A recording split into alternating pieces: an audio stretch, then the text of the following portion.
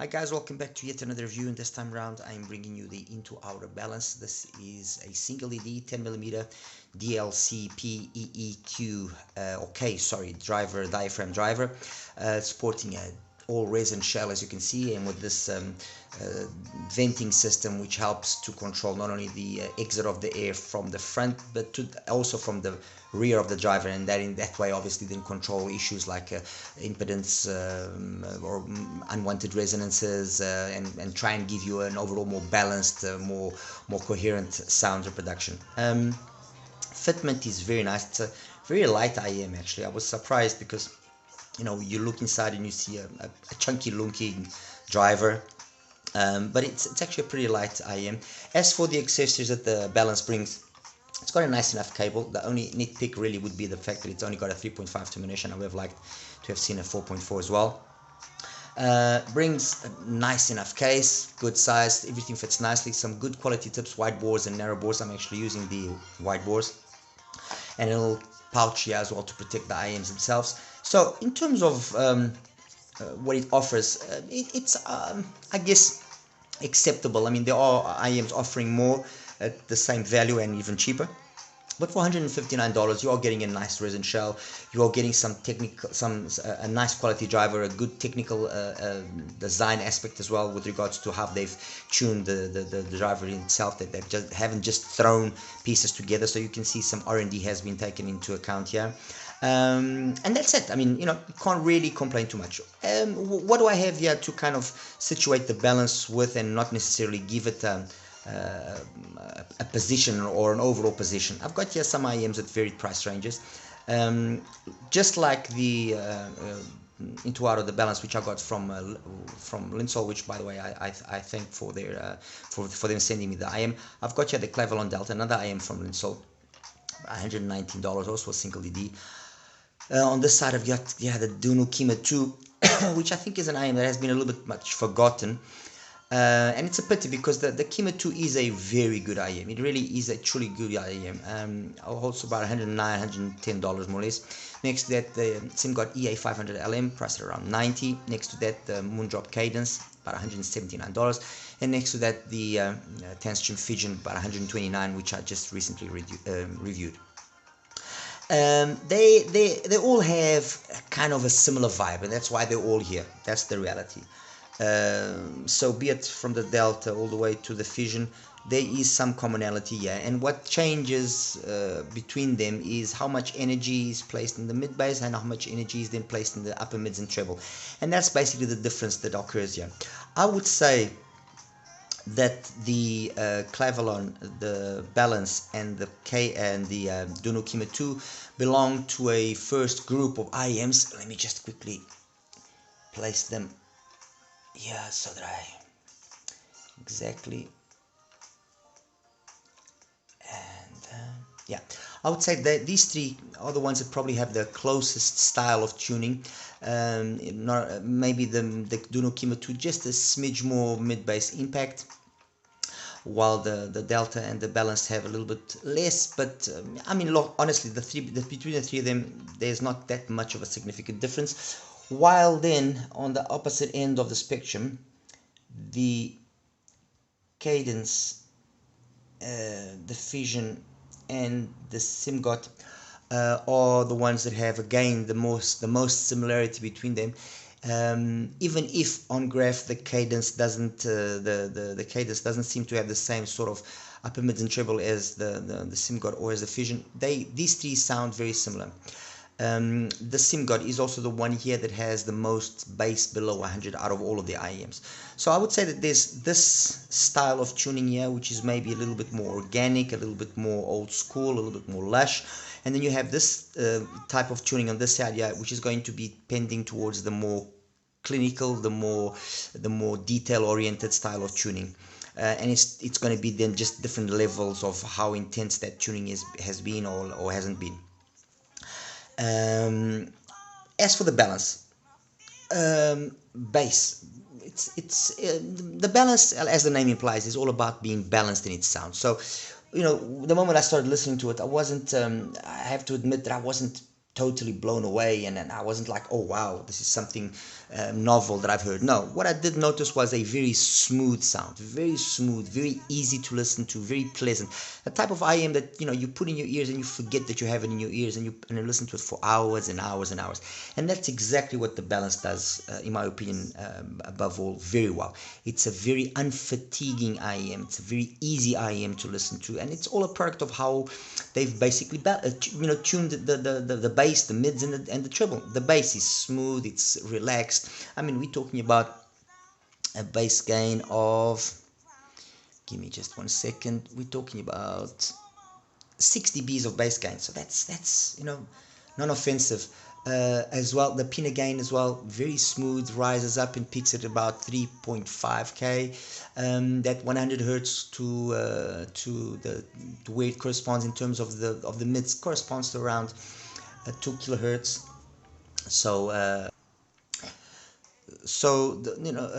as I was saying, that 100 to the point hertz point corresponding to the mid-range point there of about 2 kilohertz, which is ideally, I like it there or above. It gives that nice overall sound, which is very mid-focused, but it's got just the right amount of warmness in the bass. When I compare the balance, for example, with the Clavilon, with the Delta, or with the Kima, the Clavilon perhaps a little bit less detailed than the balance overall, and the Kima perhaps a little bit more mid bass rich, so a little bit more slam on the mid bass. But overall, the three of them sound very, very equal, very, very balanced, very, very easy to listen to IMs, very easy to listen to IMs. In terms of the highs and of the upper mids and treble, and then the extension past 10k, again, nothing that I can point out as a negative here for the balance. Beautifully executed, smooth, detailed, elegant, very elegant. It's I think, as I just mentioned earlier, the best words here to describe the sound of the balance is elegant, balanced, easy to listen to. In the story, I mean, just by contrast, you take the balance and you take the SIMGOT, and I'm sure most people after 20 or 30 or 40 minutes of SIMGOT will probably be either lowering the volume or actually taking it out. And this is nothing against the SIMGOT, the A500 LM. I love the LM, mind you. It's just about which is the one that will be the most unfatiguing, which is the one that's going to be the easiest to listen to for the longer period of time, which is the one that you crank the volume and it will scale better, which is the one that will be more forgiving with most dongles. The balance will definitely be one of those IMs, and it will be more forgiving than the LM. Definitely, you have to be a little bit more careful with how loud you like listening to music, what dongle you have listening to music. On the other hand, obviously, if you are a detail freak and you like detail, the LM just, obviously, there's no contest between the two of them. And if you also like bass, definitely, yeah. So I would even go as far as to say, by comparison, the LM500 sounds V-shaped. But that also couldn't be, or wouldn't be a correct assessment on my part, because the LM500 is a really good sounding IM, or rather the 500 LM is a really good sounding IM, and taking into account the type of tuning that it has, and that it actually shifts the overall style here to a more clinical cadence fission type of sound, it's top marks, sir. Nothing to be said there. Technically, timbre and tonality, I think, is the takeaway here. Definitely, timbre and tonality is the strong point of the balance, much like on the Kima. I would say timbre and tonality on the Clavilon is behind these two. In terms of the technical capabilities here of the fission, of the cadence, and of the LM500, I would say definitely detailed retrieval, so soundstage, detailed retrieval, so twinklies and sparklies are definitely the where these three excel. I would say fission and LM, and then cadence. Compared to these three, definitely more clinical, definitely more detailed. I would say even borderline cold with certain music as compared to these. So these are more lush, more organic. These are more clinical, more detailed. But the interesting thing, like I said, is that they kind of have the same vibe. It's just how they've balanced out things. So that's look, guys, there's really not much more that I can say about the balance. It's a good IM. It's, it does what it's supposed to do properly. What is its biggest drawback? it's price point, and it's not a question of being a drawback. It's you paying here for an IM which can be considered more of a boutique IM. Okay, it's a more low volume IM in terms of production, so obviously you're going to pay that extra. Which is the IM out of all of here that makes the most sense in terms of value for money? Probably the 500 LM, because I mean I've seen this thing at $70. So at $70, there's nothing that these other IMs here, however good they are, can offer that just outright beats the 500 LM. There's nothing. Even at $90, it's an unreal value. Be it the Cleveland, be it the balance, or be it the Kima, they don't have any exchangeable nozzles, none of that as well, while these three have, and that to a certain extent also justifies their value as opposed to, in terms of value for money, what you get as opposed to these. But I would say that the one that, as I mentioned, that jumps out as terms of overall value for money is definitely the 500 LM. In terms of sound, the IEMs here that I would say, and not wanting to place them in any specific order, but if you ask me which is my personal taste, which are the IEMs that I personally would take, I would say Kima, Balance, and Fission. These are the three that I would personally take first, and then the Cadence, the Simgot, and the Delta second. Which are the IEMs that I think the majority of people will fancy the most, the majority of people will accept the most? I think definitely the 500 LM. I think more people will probably like the Cadence as opposed to the Fission. That's just a personal opinion of mine, but I think these two will probably be the ones that are the most liked. And then on this end here, I would say probably the Balance and the Kima will end up being the ones that come out on top. But the reality is, as I've repeated before, they are very closely matched. These IMs are very, very closely matched. There isn't day and night differences between them. You can pick up on them, yes, you can, but it's not huge differences. And honestly, you can't go wrong in terms of sound with any one of them. It's just a question of how much they cost where you live. Are you able to listen to them to get a full feel for the IM or not? Value for money, all those things when you take them into account. Do you have IMs that perhaps are similar in terms of overall sound or not? Those are things that all should be considered. But without a doubt, all of them are good. All of them are fantastic IMs. And overall, if I was to say which is the least fatiguing IM out of all of them, I would say the Balance, definitely. The Balance will be the IM that I would listen to for the longest period of time. And I actually saw, on the one go that I was listening to it, I ended up listening to it for almost 2 hours straight. So that shows how unfatiguing it is and how easy it is to just listen to it and continue changing songs and going from various genres and seeing what it does with this genre, what it does with that genre. Yes, of course, there were times that I would have liked a little bit extra detail up top, and because I was getting it from the Fission, I was getting it from the LM. There was times I would want a little bit extra bass or mid bass impact because I was getting it from the Dima. But overall, in terms of a rounded package, the Balance is definitely there. Okay, guys, let me quickly just show you the graphs and we'll wrap it up. Okay, so here we have now the graph for the INTUAURA Balance, and as you can see, it's just like I mentioned earlier in the review. Smoothness is the name of the game. Nice gliding bass, no bleeding to the mid, so it's clean, detailed mids. Mids are the star of the show, yeah, without a doubt. With the bass coming in just the right amount. That 100 hertz point there corresponds to roughly 2 kilohertz, much like is the case as well in the Cleveland Delta, which I've just placed. Actually, you just make the Cleveland Delta in blue so it actually stands out so you guys can see what I'm talking about.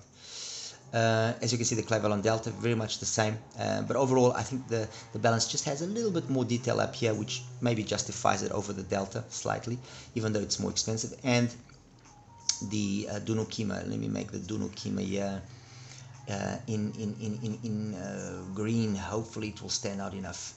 Let me see here. I think yes, actually we just take the Delta out.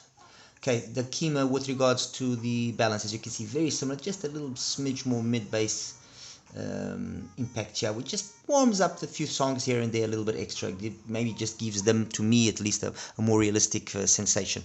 But otherwise, Kima or Balance, phenomenal IMs. As compared with the other three, which were the Cadence, the Fission, and the 500 LM, as you can see, all also having the same sort of tuning, especially the 500 LM and the Fusion, although yes, there's definitely a bass discrepancy here. The 500 LM is definitely more bass present. And the cadence doesn't sound as, let's say, behind in the upper mids and treble as it would make you believe by looking at the graph. The reality, all of them, and let me just place all of them up now here so you guys can have a look. All of them, they kind of very much come together. The things here that jump out are the extra bass of the 500 LM. Okay. The other aspect that jumps out here is the extra mid-range energy that you have in the Fusion. So you can see the upper mids and treble of the Fusion jump out, the bass of the LM jump out, and then the rest, if I actually take here quickly away this, and I take away here the SIM card, you can see that the other four all kind of are very evenly matched, very evenly matched. I mean, the thing is, the only thing here that doesn't make sense is the cadence, although matched with, for example, like the delta with the balance. Let me just kind of show you here. So that's the moon drop. This is the moon drop cadence with the balance. But you listen to one and the other, and I would say that the cadence is brighter sounding in this aspect, in this part of the spectrum of upper mids and treble, than what the balance is. The balance doesn't no, and I think it's down to something which I've seen already happen many times, which is one is using a metal shell and one is using a resin shell. The resonances introduced by the shell will change the sound, will alter the sound. That's without question here.